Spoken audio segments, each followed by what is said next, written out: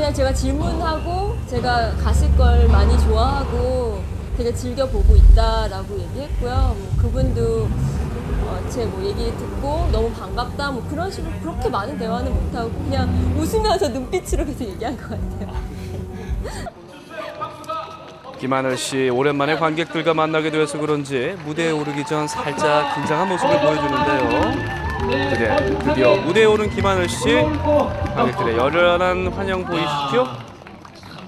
그래도 여전히 쑥스러운 모양입니다. 드디어 관객과의 대화 시간 어떤 질문이 나올까요? 김하늘 씨는 만약에 사랑하는 사람한테 프로포즈를 받는다면 어떤 프로포즈를 받고 싶으신지? 여자들은 워낙 이벤트를 좋아하니까 어떤 이벤트는 있어야 될 것 같고요. 그 이벤트가 어떤 거냐고 그러면 좀 로맨틱했으면 좋겠고요. 같이 추억이 있는 장소에 저를 불러서 프로포즈하면 되게 감동받을 것 같아요. 네, 김하늘 씨 남성 팬분들 다 메모하셨죠? 각종 시상식과 레드카펫에서 더욱 아름다운 김하늘 씨의 상반기 흥행 배우로서 다음 달에 있을 대종상 시상식에서 수상을 기대할 법도 한데요. 사실 그 상을 받는 그 캐릭터는 조금은 한정되어 있는 느낌이 들어요. 액션과 코미디가 가미가 되어 있어서 그런 생각은 안 하고 그냥 저는 캐릭터 변신과 내가 정말 잘할 수 있을까? 한번 도전해보고 싶다라는 생각으로 작품을 선택한 거였기 때문에 만약에 상을 받는다면 울 것 같아요. 아, 나의 노력을 알아주셨구나.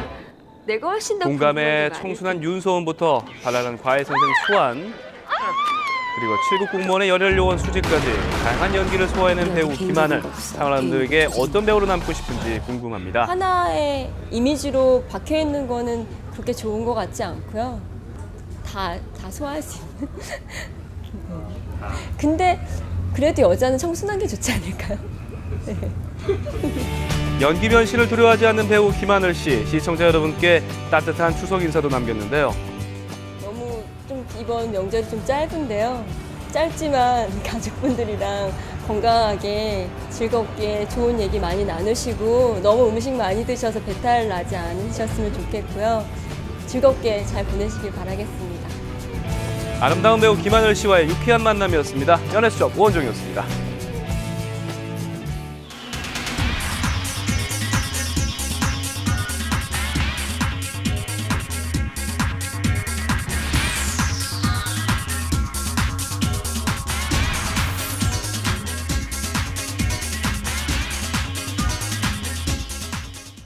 네, 8살 나영이 성폭행 사건에 대한 국민들의 분노가 들끓고 있습니다. 솜방망이 처벌에 대한 논란도 계속 확산되고 있습니다. 네. 최소희 기자, 네. 자, 이 사람이 저지른 악행도 그렇지만 참 뻔뻔하다 이런 생각이 들어요. 네, 짐승 같은 범죄를 저지르고도 끝까지 범행을 부인해 국민들의 분노가 극에 이르고 있습니다. 네. 한편에선 제2, 제3의 나영이와 같은 사연이 알려지면서 아동 성폭행 범죄에 대한 엄벌 여론이 커지고 있습니다. 일파만파 확산되고 있는 나영이 사건을 짚어봤습니다. 온 국민을 충격으로 몰아넣은 나영이 사건. 가해자에 대한 형량이 낮다며 정부의 단호한 대책을 촉구하는 인터넷 청원은 며칠 새 45만 명에 이르렀습니다. 막말로 여기서 인간 말종이라고밖에 볼 수가 없어요. 사람이 아니거든요, 진짜. 범인은 죄책감도 없고 뭐 뉘우침도 없고 그러니까 더 최고형시켰으면 좋겠습니다. 인터넷상에는 확인되지 않은 피의자의 실명과 주소 등 신상 정보가 떠돌고 있습니다. 실제 피의자 조 씨는 어떤 사람이었을까? 동네 이웃들은 늘 술에 취해 있던 그를 어렴풋이 기억하고 있었습니다. 앉아서 술 취하면 이제 여기가 잠깐 앉아서 그게 자기하고 말하고 싶은 사람하고 어설퍼 같아서 술 취하면 얘기 좀 잘했어. 근데 뭐 술 먹으면 욕하고 막 그러는 거 있잖아. 조금 상스럽기도 하고 막 소리 지르고. 당시 사건을 담당했던 형사는 조 씨가 끝까지 범행을 부인했다며 반성의 기미라고는 전혀 찾아볼 수 없는 인물이었다고 말합니다. 그런 얘기 없던 거예요?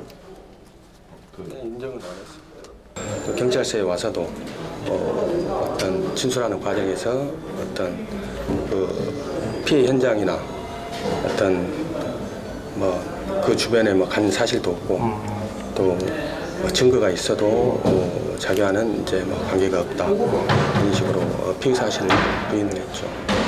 뻔뻔하다고 봐야죠. 뻔뻔한 사람.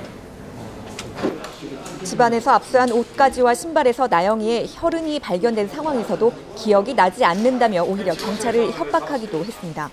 형님, 별도에서 운동 힘을 줘 나오겠다 이거야. 네, 열심히 운동해가지고 이렇게 나가 봅시다.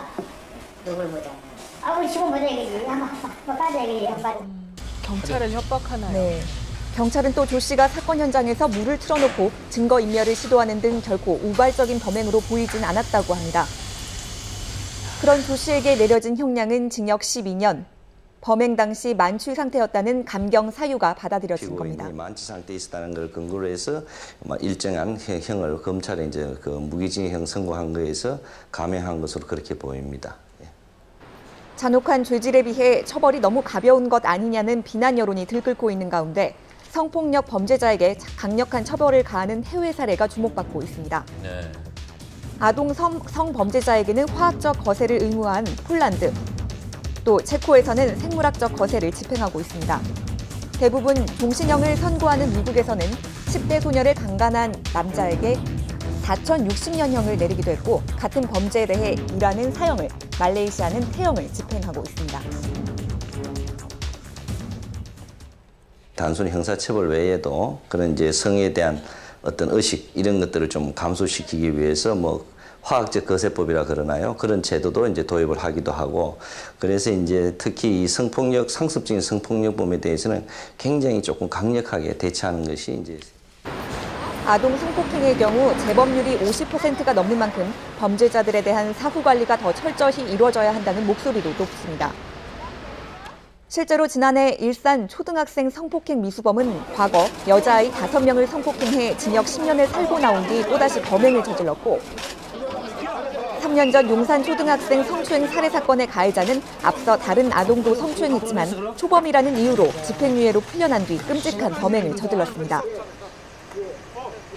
이번 나영이 사건의 피의자도 강간치상으로 3년을 복역한 전력이 있었습니다. 인터넷 신상 공개라든가 그런 부분도 이제서 이제 얼마 되지 않았거든요.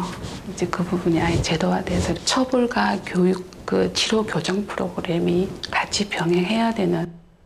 나영이 사건이 불거지면서 인터넷엔 비슷한 경험을 고백하는 또 다른 아동 성폭행 범죄에 대한 증언들이 잇따르고 있습니다. 네.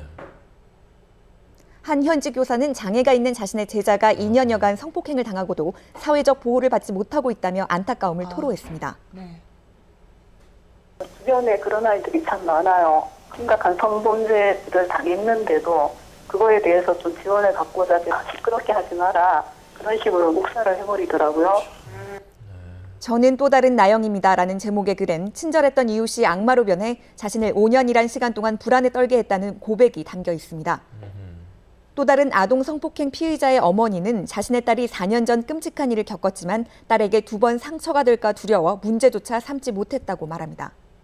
제가 마음이 아프고 찢어지고 막 그냥 이 눈물부터 감정이 막 복부쳐 오르는데 안전하게 애들이 뛰놀 수 있게 걱정 안 하고 마음 편하게 그래. 저는 그 사람들도 그 아이들보다 더 많은 고통을 받아야 된다고